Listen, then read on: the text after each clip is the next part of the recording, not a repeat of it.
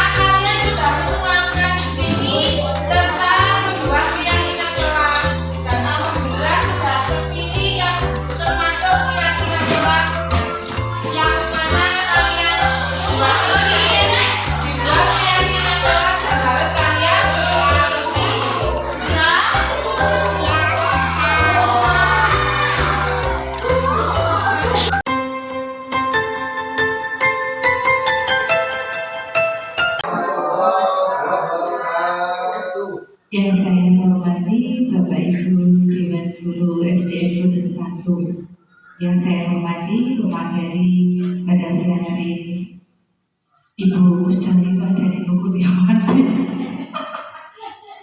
serta Ibu Kepala Sekolah yang berbahagia. Syukur alhamdulillah, patutlah kita panjatkan kehadiran Allah Subhanahu wa Ta'ala, yang mana hingga pada hari ini masih memberikan kita semua nikmat sehat, nikmat sempat sehingga kita bisa terkumpul dalam acara disiplininasi program calon guru penggerak. Tak lupa sholawat serta salam semoga senantiasa tercurahkan kepada junjungan kita Nabi kita Nabi Muhammad SAW. Pertama-tama saya ucapkan terima kasih yang tak terhingga kepada rekan-rekan yang sudah berkenan meluangkan waktunya pada siang hari ini untuk mengikuti kegiatan disiplininasi JGP Angkatan 11. Sebelum acara kita mulai, perkenankan saya akan membacakan susunan acara yang akan kita lalui pada siang hari ini. Yang pertama adalah pembukaan, yang kedua sambutan ibu kepala sekolah, dan berikutnya penyampaian materi oleh JGP dan penutup. Dan agar acara pada siang hari ini bisa berjalan dengan lancar, marilah acara pada siang hari ini kita buka dengan baca basmalah bersama-sama. Bismillahirrahmanirrahim.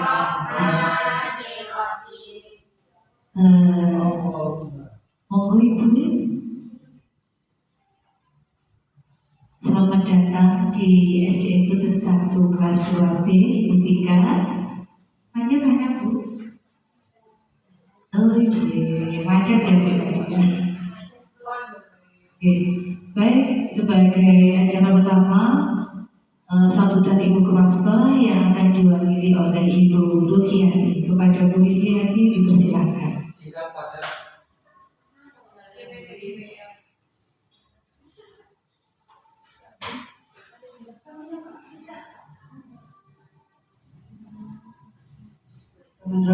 Assalamualaikum warahmatullahi wabarakatuh.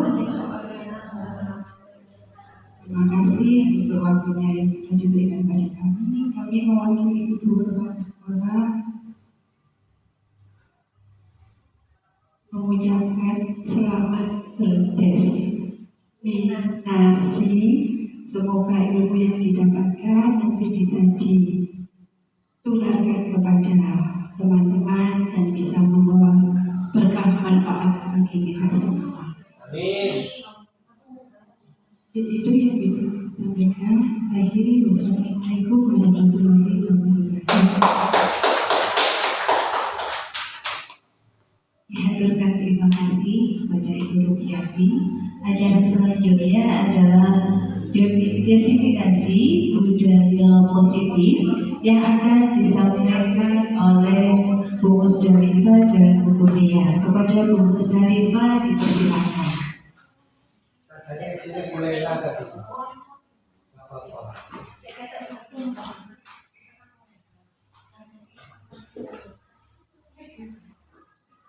Assalamualaikum warahmatullahi wabarakatuh.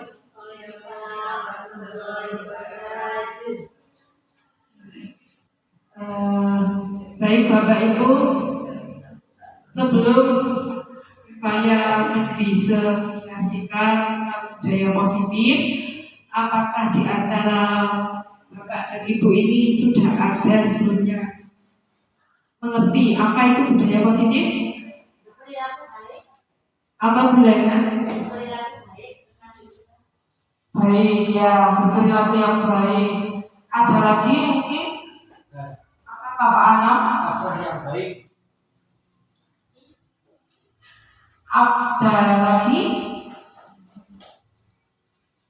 Baik ya, budaya positif. Budaya positif itu apa? Cara pandang yang baik sehingga tindakan dan perilaku yang dihasilkan itu menghasilkan perilaku yang baik, yang positif.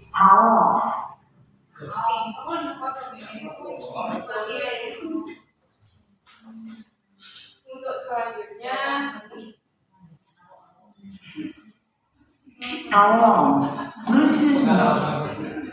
untuk selanjutnya yaitu sebelum kita berlanjut tentang materi budaya positif, biar refresh ya, refresh Bapak Ibu di siang hari ini. Coba Bapak dan Ibu dengan kita SBD sebentar, dengan hitungan 1 sampai 5, tarik nafas, 6 sampai 7 nanti diteruskan ya. 1, 2, 3, 4, 5, 6, 7, 8, 9. Alhamdulillah. Bagaimana perasaannya Bapak Ibu? Tenang. Iya, lebih tenang, lebih nyaman. Baik, untuk selanjutnya saya akan memaparkan yaitu konsep inti dari budaya positif. Yang pertama yaitu perubahan paradigma belajar, yang kedua disiplin positif, yang ketiga nilai-nilai kebajikan, yang keempat kebutuhan dasar manusia, yang kelima motivasi perilaku manusia, yang keenam posisi kontrol guru, yang keenam keyakinan kelas, dan yang ke-8 yaitu segitiga restitusi. Nah, budaya positif, penerapan budaya positif akan muncul pembiasaan-pembiasaan positif sehingga menjadi karakter positif yang kemudian akan tercipta budaya positif. Budaya positif akan menciptakan rasa aman, nyaman selama proses pembelajaran. Budaya positif dapat mendorong murid untuk berpikir, bertindak, dan mencipta sebagai proses memerdekakan dirinya, sehingga murid lebih mandiri dan bertanggung jawab. Pembelajaran dengan paradigma baru.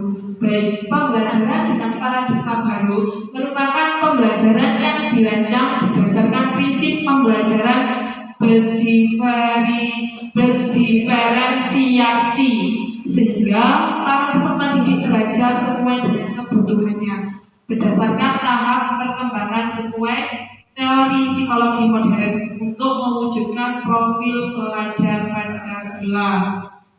Nah, baik Bapak Ibu, untuk pembelajaran yang sekarang kita yang mulai di kurikulum baru, yaitu kurikulum merdeka yang tahun ini mulai digaungkan sebagai kurikulum nasional, di mana pembelajaran itu digaungkan dengan berdiferensiasi.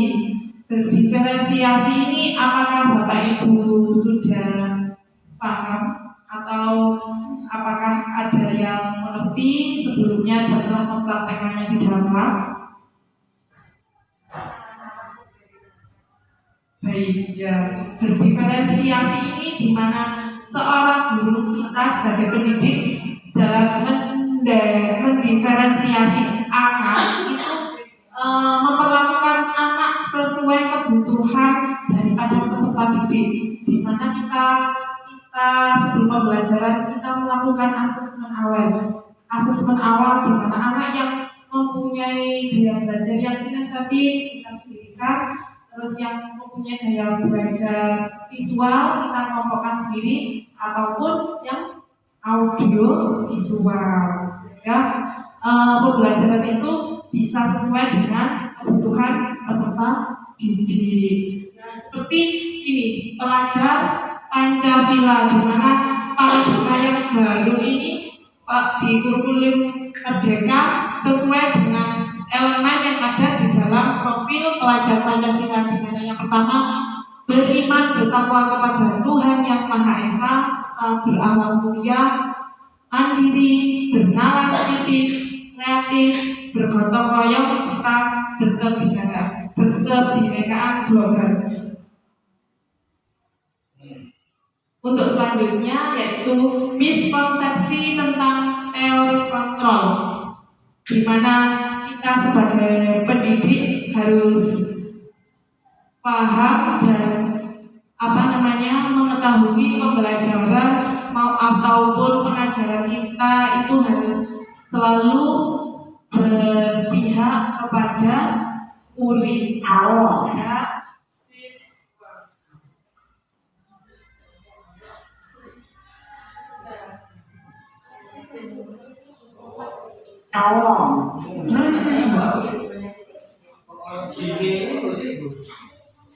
Miskonsepsi yang pertama, Bapak Ibu, yang pertama ilusi guru mengontrol murid, di mana ilusi ini miskonsepsi guru mengontrol murid, bahwa pada nyatanya kita di mana guru itu sebagai penguasa, padahal seharusnya guru itu bisa sebagai fasilitator.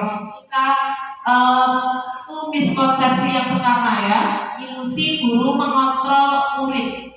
Guru sebagai fasilitator, bukan guru mengontrol murid. Terus selanjutnya ilusi bahwa penguatan positif, efektif, dan bermanfaat. Ilusi ini adalah miskonsepsi di mana saat kita memberikan penghargaan kepada peserta didik kita, misalnya anak yang memiliki nilai yang baik, kita berikan penghargaan, di mana poin yang tertinggi kita berikan hadiah. Oke Bapak Ibu, itu bisa menimbulkan tindakan yang tidak baik, afektif, di mana nanti akan muncul rasa cemburu, padahal selisih angka yang didapat dari temannya tidak berbeda jauh. Itu ilusi miskonsepsi yang kedua.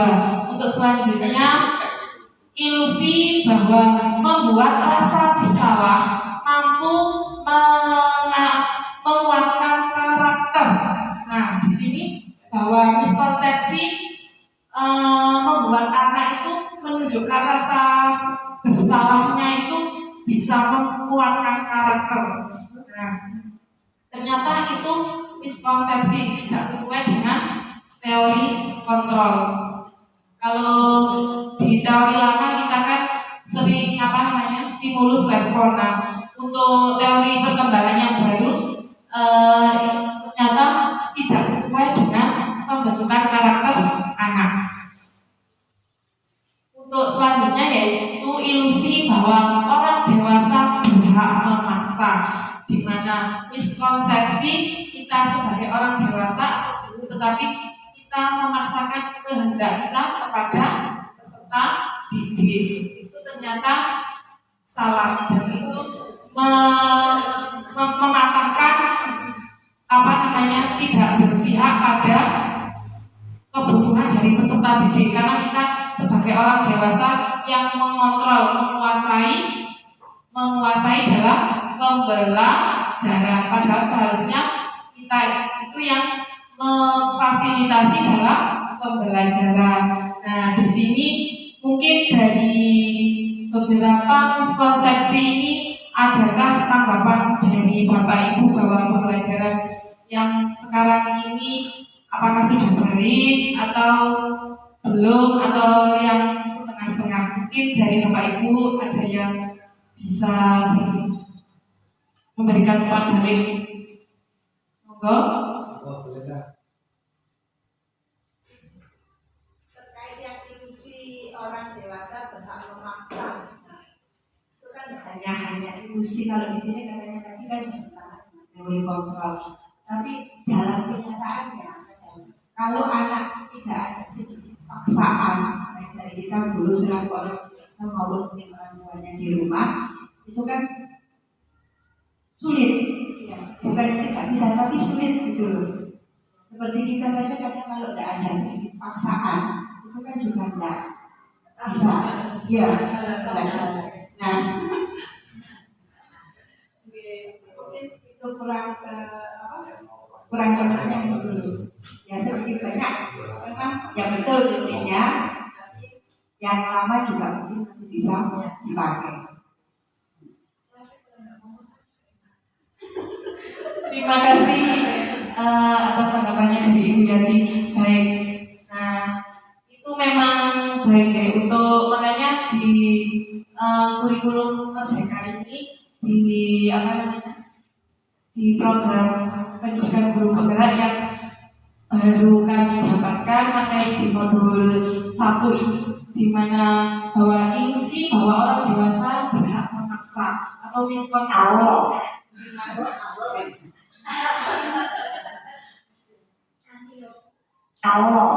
Bluetooth mode. Di mana orang dewasa itu memaksa. Nah, menurut pada awalnya saya juga berpikiran seperti Ibu Yanti demikian. Namun ternyata itu tidak efektif, Ibu. Kenapa? Bukan berasal dari dalam dirinya, bukan berasal dari dalam dirinya motivasi intrinsiknya. Nah, kita sebagai pendidik, kita sebagai guru itu dan orang tua, kita diharapkan bisa menumbuhkan motivasi intrinsik terhadap peserta didik.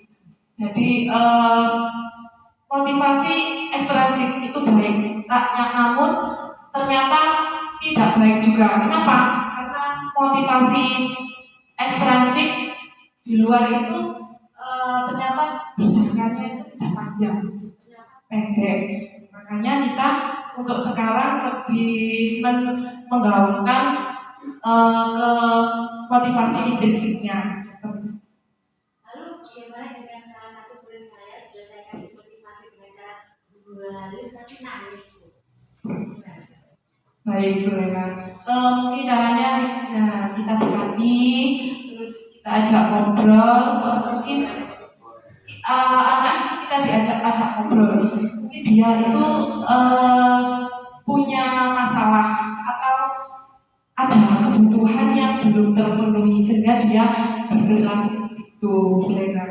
Kalau namanya memang ngalem gitu. Orang ngalem gitu. Saya punya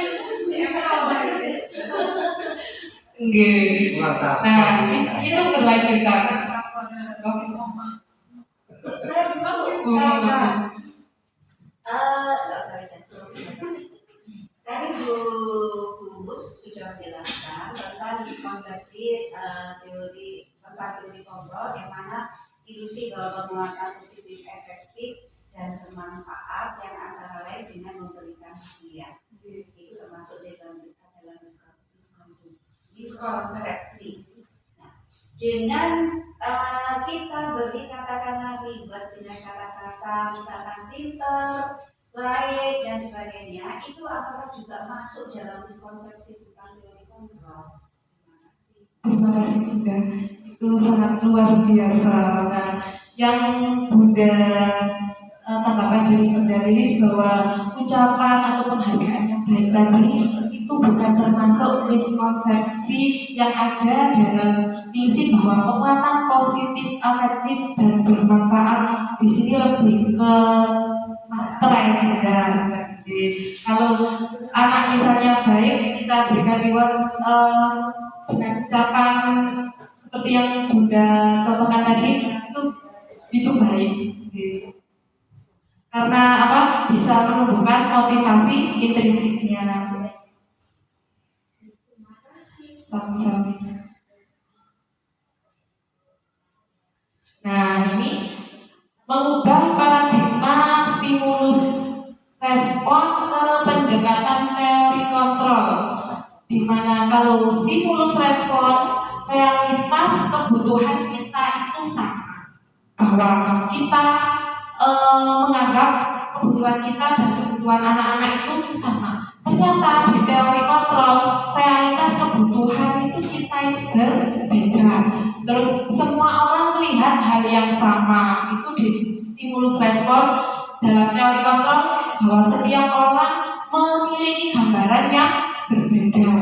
Terus kita mencoba mengubah orang agar berpandangan sama dengan kita di stimulus responnya. Terus teori kontrolnya kita berusaha memahami pandangan orang lain tentang dunia. Selanjutnya perilaku buruk dilihat sebagai suatu kesalahan.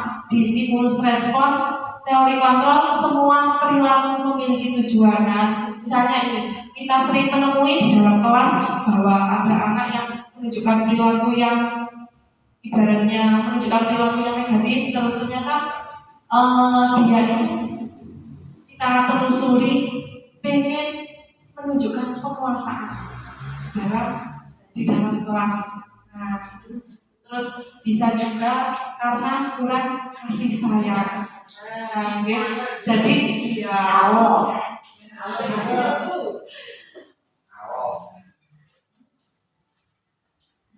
jadi semua perilaku itu memiliki tujuan. Bluetooth mode. Terus orang lain bisa mengontrol saya. Kita sebagai guru bisa mengontrol siswa. Dalam stimulus respon itu teorinya begitu baik. Namun di teori kontrol hanya Anda yang bisa mengontrol diri saya. Makanya kita lebih mendorong agar motivasi intrinsik anak itu lebih dominan.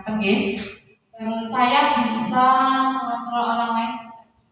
Pemaksaan ada pada saat bujukan gagal di dalam stimulus respon. Dalam teori kontrol, kolaborasi dan konsensus menciptakan pilihan-pilihan baru serta stimulus respon modal berpikir menang kalah. Nah, dalam stimulus respon, kalau modal berpikirnya itu pasti ada dua sisi, antara pasti kalau tidak menang pasti kalah. Namun di dalam teori kontrol sama-sama harus berpikir menang. Jadi kita lebih ke positif. perbedaannya antara stimulus respon dan teori kontrol dalam paradigma barunya. Nah, selanjutnya yaitu disiplin positif. Disiplin berasal dari bahasa Latin disiplin yang artinya belajar kata disiplin. Disiplin mengacu pada disiplin diri yang memiliki tanggung jawab terhadap apa yang dilakukannya berdasarkan nilai-nilai yang diyakini.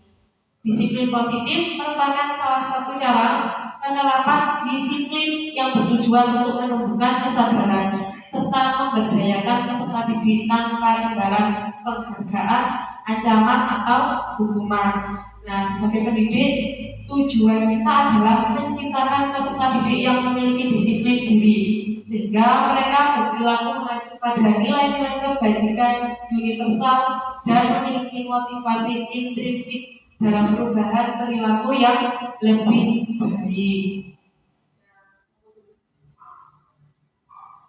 Nilai-nilai kebajikan, nilai-nilai yang disepakati bersama, lepas dari suku, bangsa, agama, bahasa maupun latar belakangnya.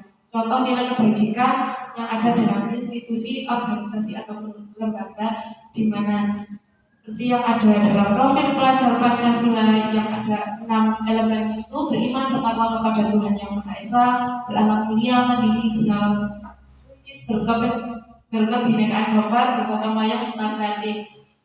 Terus 5 rias program toleransi, rasa hormat, integritas, mandiri, menghargai, antusias, empati, keingintahuan, kreativitas, kerjasama, percaya diri, berkomitmen, serta keterampilan hidup di mana dapat dipercaya, lurus hati, pendengar yang aktif, tidak merendahkan orang lain, serta memberikan terbaik bagi diri. Nah, ini kita masuk tadi kebutuhan dasar manusia. Kebutuhan dasar manusia adalah sesuatu yang kita lakukan untuk mendapatkan apa yang kita inginkan. Seluruh tindakan yang kita lakukan memiliki tujuan tertentu, dan semua usaha terbaik yang kita lakukan adalah dalam rangka agar kebutuhan dasar kita terpenuhi dengan baik. 5 kebutuhan dasar itu yang pertama yaitu bertahan hidup seperti makan, pakaian, tempat tinggal, keamanan, kesehatan, kasih sayang, rasa diterimakan, dipedulikan, berbagi, kerjasama, menjadi bagian dalam kelompok, penguasaan, harga diri, keinginan untuk dianggap memimpin, berprestasi, diakui, dan didengar. Rasa kebebasan di mana mandiri, memiliki pilihan, mencoba hal baru, mampu mengendalikan arah dirinya, serta kesenangan, bermain, humor, antusiasme, dan tertawa. Nah, jadi setiap perilaku dari peserta didik kita itu menunjukkan wujud dari kebutuhan yang diinginkan dari masing-masing peserta didik, sehingga kita bisa mampu menangani kebutuhan dari masing-masing karakteristik para peserta didik. Seperti yang ditunjukkan oleh Bu Lena tadi, anak yang kalem itu tadi ya, mungkin karena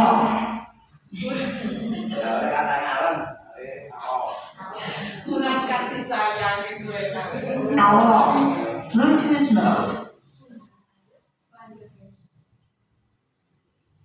Motivasi perilaku manusia. Nah, ini jadi manusia berperilaku ada 2, karena yang pertama motivasi ekstrinsik, di mana untuk menghindari ketidaknyamanan atau hukuman. Misalnya anak mengerjakan PR karena takut dihukum. Anak memakai perlengkapan seragam dengan lengkap karena takut dihukum. Terus untuk mendapatkan imbalan atau penghargaan dari orang lain, misalnya kalau mendapatkan peringkat 1 pasti akan mendapatkan hadiah dari bapak atau ibu guru. Itu harus kita sedikit demi sedikit kita hindari dan lebih memunculkan ke motivasi intrinsiknya, yaitu untuk menjadi orang yang mereka inginkan dan menghargai dengan nilai-nilai yang mereka percaya. Hukuman konsensus ataupun restitusi, dan pada akhirnya tindakan atau perilaku yang anak-anak ungkapkan itu pasti akan muncul dari tiga ini ya Bapak Ibu. Kalau hukuman, nah hukuman ini apa? Hukuman itu tidak ada yang tidak terencana ataupun hukuman yang secara tiba-tiba. Murid tidak tahu akan apa yang terjadi, terus tidak dilibatkan. Hukuman juga bersifat satu arah. Terus berupa hukuman fisik atau psikis. Misalnya muridnya Pak Anwar karena tidak memakai olahraga atau datang terlambat saat olahraga 10 menit diputus lari-lari mengelilingi halaman sekolah selama 5 kali. Apakah itu termasuk hukuman? Itu termasuk hukuman. Konsekuensi. Nah, konsekuensi ini terencana, disepakati sesuai aturan. Murid dibuat tidak nyaman. Sikap guru selalu memonitor murid. Dan yang terakhir yaitu restitusi.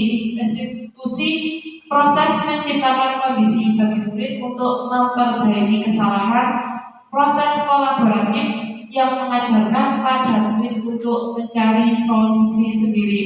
Nah, dari hukuman, konsekuensi, dan restitusi yang paling baik yaitu adalah restitusi.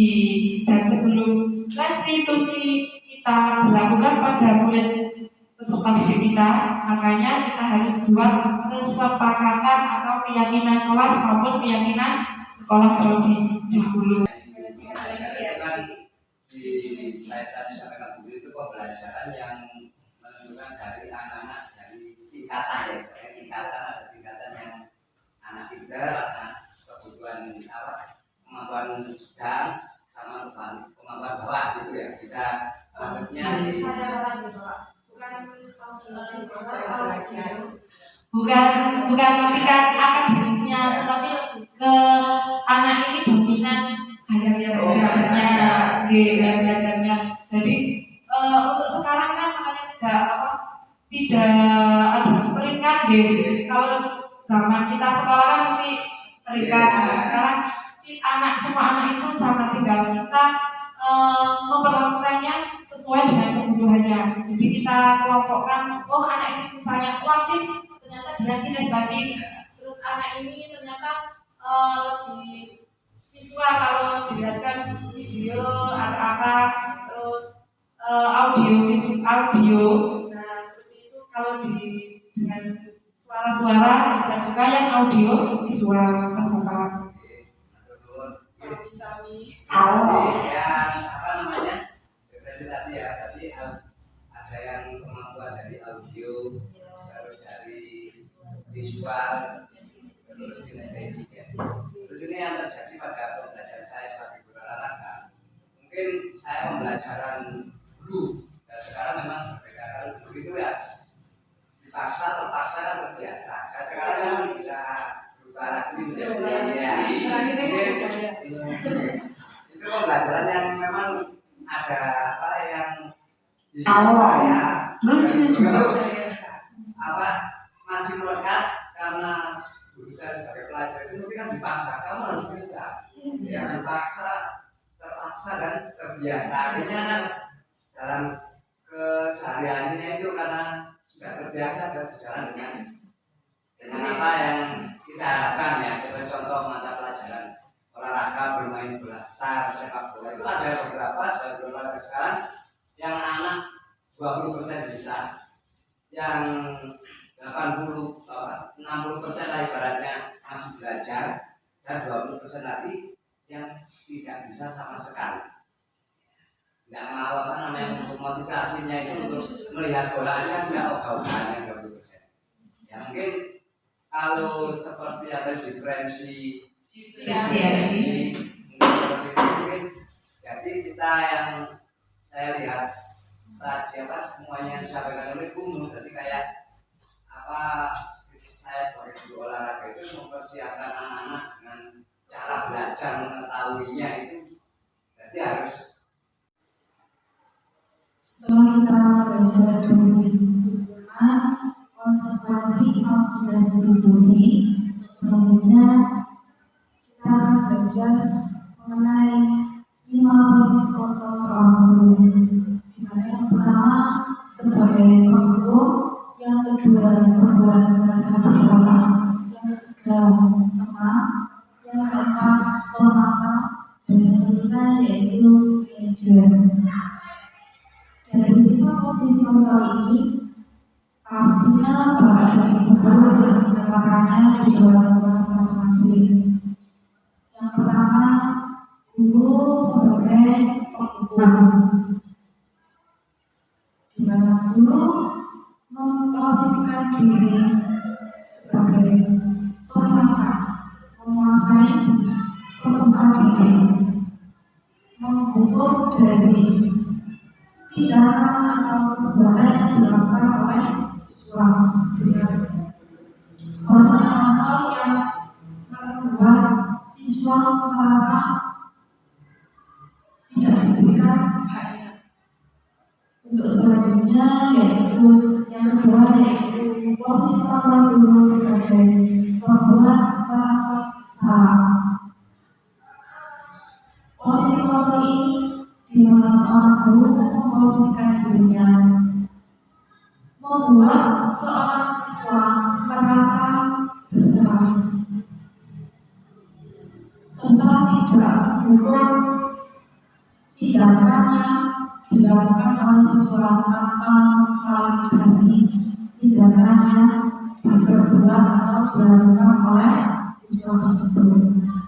Untuk selanjutnya posisi kontrol guru yang ketiga yaitu guru memposisikan diri sebagai teman, di mana seorang guru memposisikan selayaknya teman terhadap peserta didiknya. Misalnya, dulu Bapak dan Ibu, ayo lakukan hal yang baik. Dulu Ibu Bapak kerjakan dengan penting tanggung jawab serta tugas kalian sebagai seorang pelajar.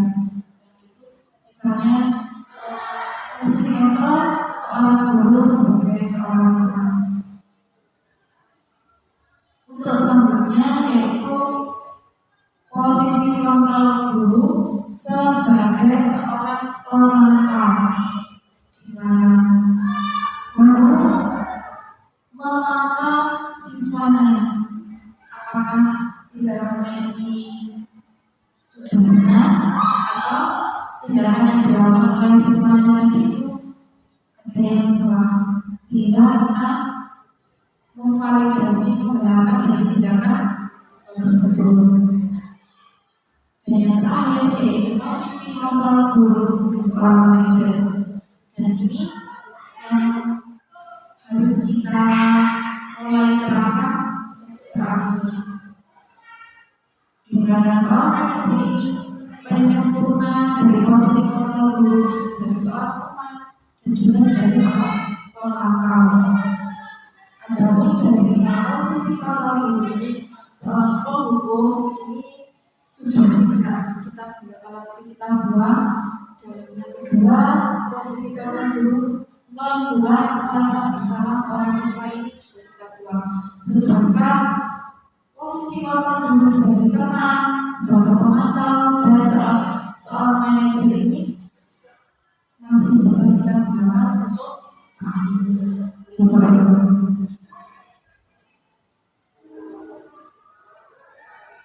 Nah, dalam keseharian contoh penerapan posisi kontrol guru, misalnya ada kasus siswa tidak memakai atribut lengkap saat upacara. Kalau seorang guru sebagai pengguru, maka kata-kata yang digunakan misalnya hormat kepada bendera selama 1 jam, di mana seorang siswa memberikan hormat kepada berdasarkan masalah kerja atau yang dicontohkan oleh Bapak tadi, misalnya dalam pembelajaran olahraga, karena siswanya terlambat 10 menit, maka siswa mengelilingi lapangan sekolah. Nah, posisi kontrol dulu sebagai penghulu. Tetapi posisi kontrol dulu saat pembuat perasaan besar, misalnya beberapa kali ibu bapak harus diberangkat, tetapi kamu selalu membuat kecewa ibu bapak. Itu kata-kata yang digunakan saat guru membuat merasa besar untuk siswa. Contoh selanjutnya adalah menerapkan 5 posisi kontrol guru di mana kasus siswa tidak memakai atribut saat belajar. Jika posisi guru sebagai seorang anak, ayo dong ikuti peraturan sekolah, tolong bantu bapak ibu sekali ini saja. Ya sudah, tidak apa-apa. Lain kali jangan berbuat lagi ya. Contoh kata-kata yang digunakan saat guru sebagai seorang anak. Untuk selanjutnya, penerapan posisi seorang guru di dalam guru sebagai seorang pemantau. Misalnya kata yang digunakannya, kamu sudah melanggar peraturan sekolah beberapa kali. Kamu tahu konsekuensinya? Setelah ini, diberilah atribut sekolah yang akan dioperasi sekolah. Ini posisi kontrol guru sebagai penantang.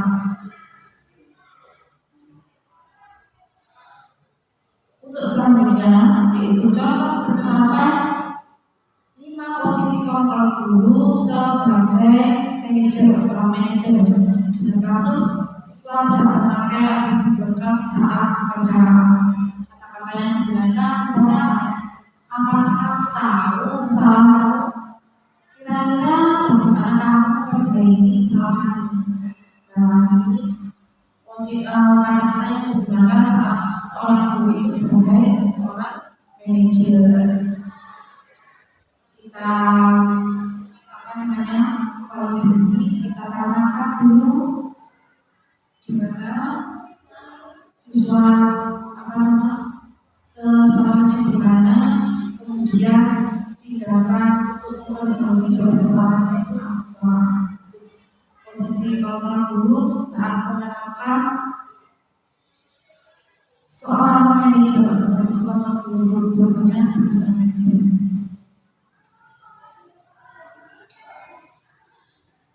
Dari posisi kontrol itu makanya saat ini pada Ibu dan kita bersama-sama belajar dengan menerapkan posisi kontrol dulu sebagai seorang manajer. Kita aplikasikan dalam kelas kita terhadap peserta didik kita masing-masing. Untuk selanjutnya, posisi kontrol apakah aku? Misalnya saya berkata, saya kecewa sekali dengan kamu. Nah, di sini seorang guru menggunakan kata-kata saya kecewa sekali dengan kamu. Seorang guru menerapkan posisi kontrol sebagai seorang pembantu.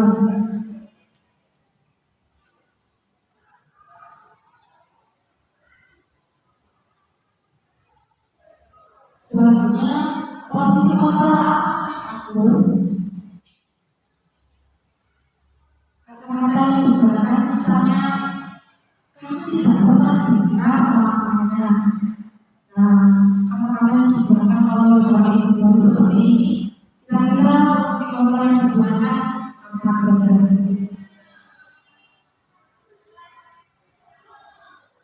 Dalam hal ini, sebagai program merasa bersama.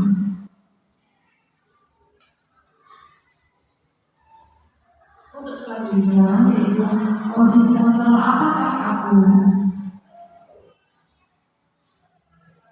Misalnya kata-kata yang digunakan, apa rencanamu untuk menyelesaikan masalah ini.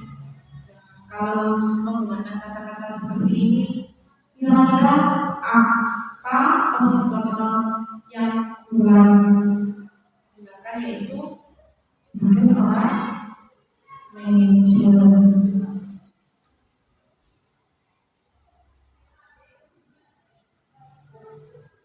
Untuk selanjutnya, posisi kontrol apakah itu? Misalnya kata-kata yang digunakan, ayolah lakukan untuk Bapak Ibu ya. Nah, kalau menggunakan kata-kata seperti ini seorang guru memposisikan dirinya sebagai seorang teman, sehingga kata-kata yang digunakannya lebih santai, lebih humble.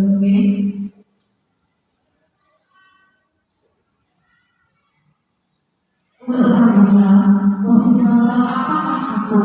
Kata-kata yang digunakan, kamu tidak akan pernah mendapatkan nilai jika tidak mengerjakan tugas. Kalau seperti ini, kata-kata yang digunakannya posisi kontrol apakah? Seorang guru itu bagaimana? Kalau seperti ini, kata-kata yang digunakan, bahwa guru itu sebagai seorang guru.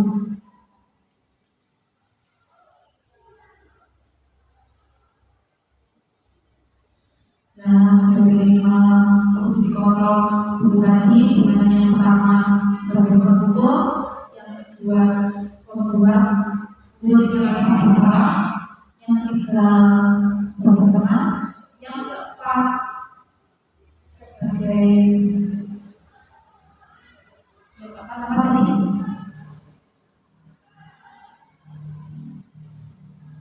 Yang keempat pemantau, dan yang kelima yaitu sebagai manajer. Dan kelima ini maka kita harus belajar menerapkan penyempurna, yaitu manajer.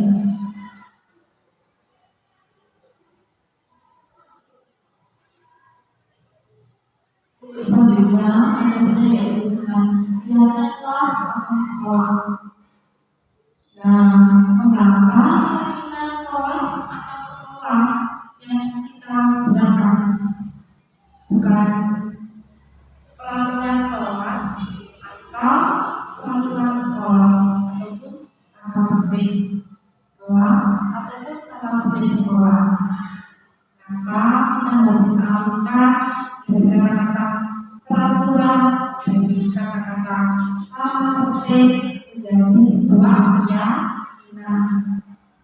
Dan dari sini bahwa keyakinan kelas atau keyakinan sekolah itu dibentuk bersama-sama, dibuat bersama-sama oleh peserta didik juga. Jadi kita melibatkan peserta didik melibatkan membuat keyakinan atau kesepakatan kelas.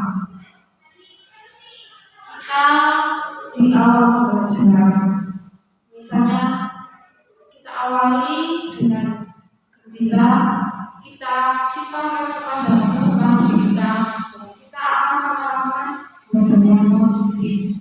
Lalu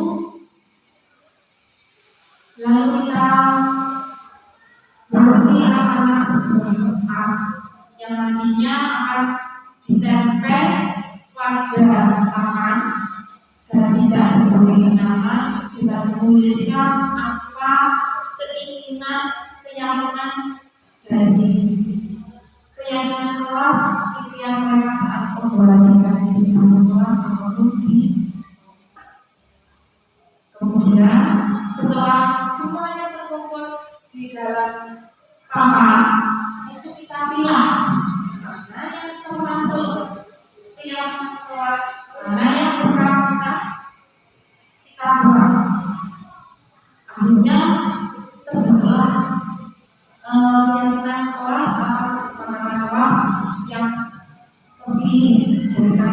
positif yang dibuat dari masing-masing peserta didik itu, sehingga pengertian kelas terbentuk, maka peserta didik itu akan menaati dengan senang hati, menaati dengan sukacita akan keyakinan kelas yang telah dibuat secara bersama-sama.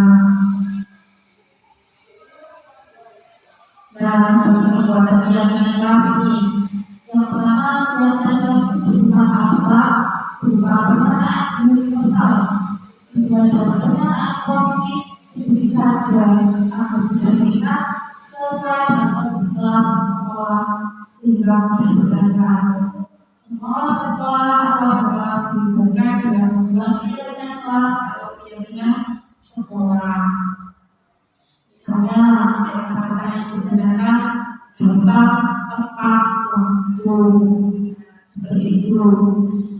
Jadi buahnya kata-kata yang positif dan bersifat universal.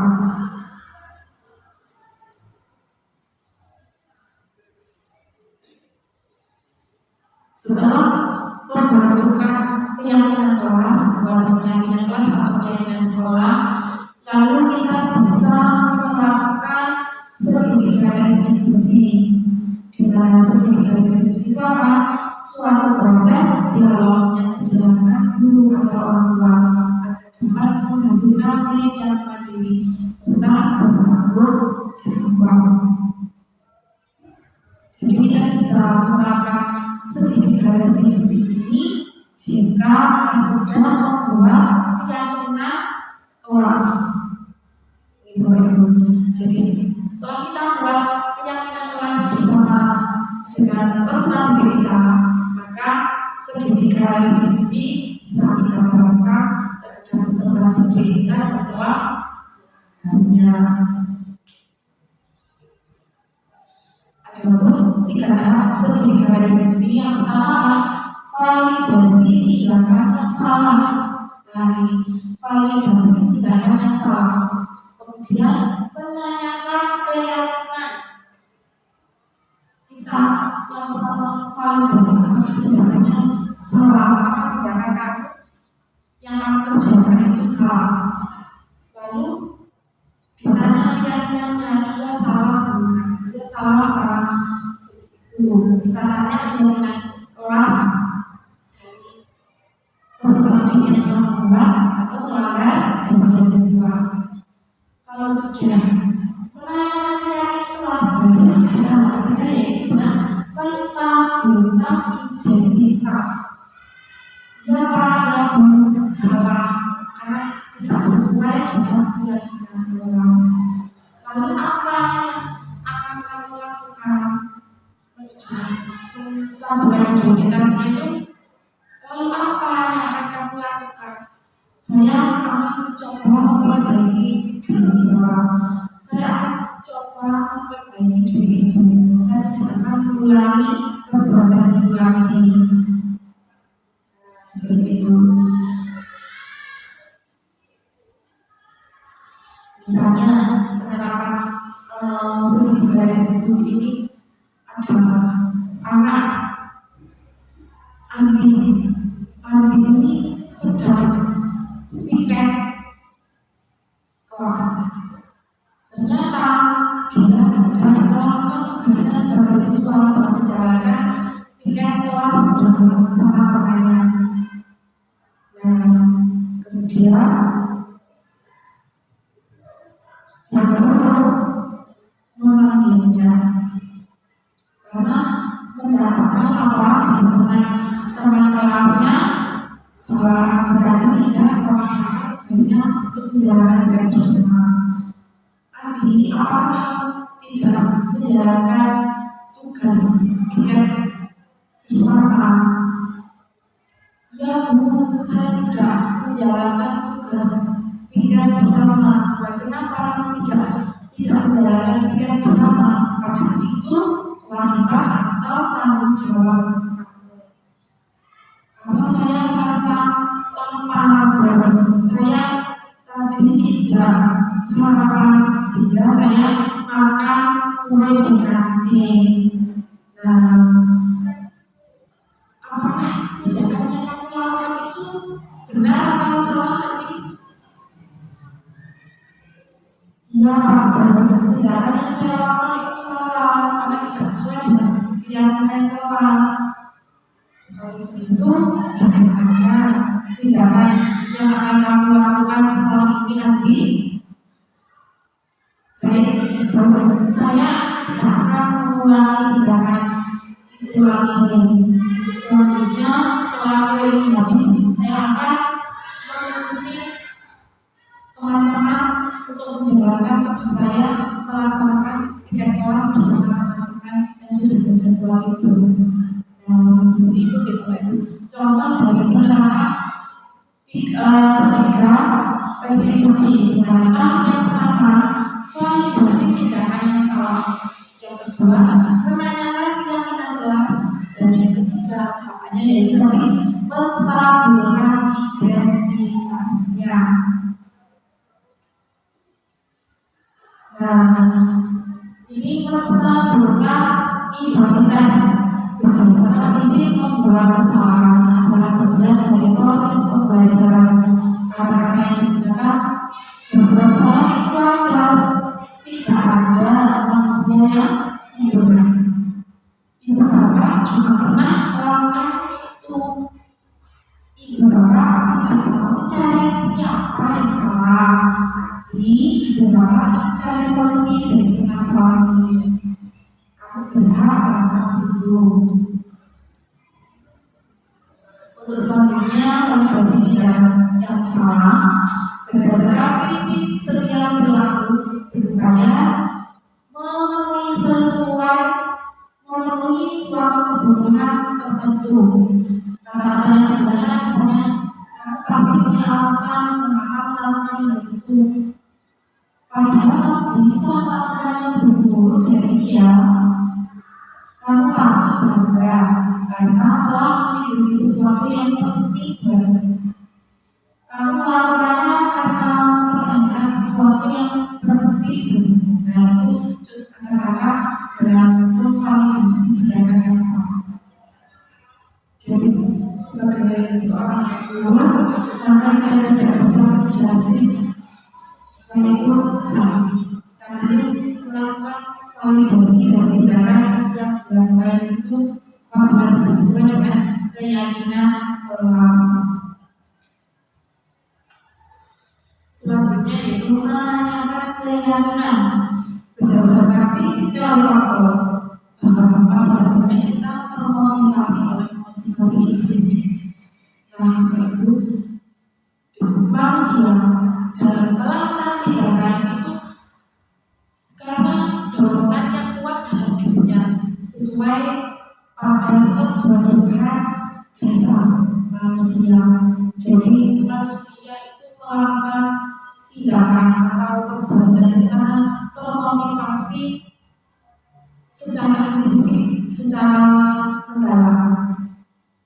Misalnya menanyakan keyakinan, kata-kata yang digunakan apa yang kelas kita, nilai-nilai apa yang telah disepakati bersama, seperti apa antara sebuah kelas yang dia berikan. Kami menjadi orang yang seperti apa?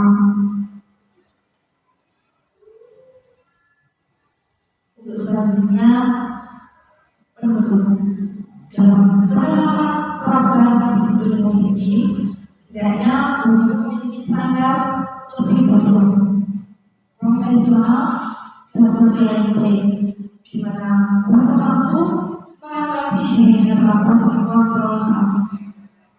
Bagaimana perjalanan dirinya sebagai anak manajer yang betul-betulnya menjadi insan yang mandiri, merdeka dan bertanggung jawab sesuai dengan standar nasional pendidikan.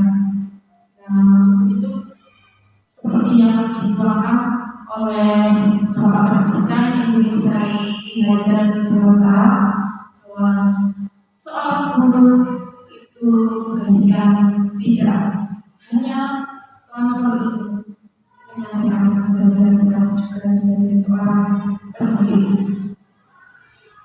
seorang pendek yang menuntun sebagai anak manajer memfasilitasi murid-muridnya dalam menggapai tujuannya diharapkan, yaitu sebagai insan manusia yang mandiri, manusia yang bahagia, manusia yang merdeka dan bertanggung jawab. Sekian yang dapat saya sampaikan. Semoga diserminasi dari proyek positif ini bisa bermanfaat bagi Bapak dan Ibu. Akhirnya, apabila ada kata-kata yang salah yang tidak berkenan di hati Bapak dan Ibu, saya pribadi mengucapkan mohon maaf yang sebesar-besarnya. Assalamualaikum warahmatullahi wabarakatuh.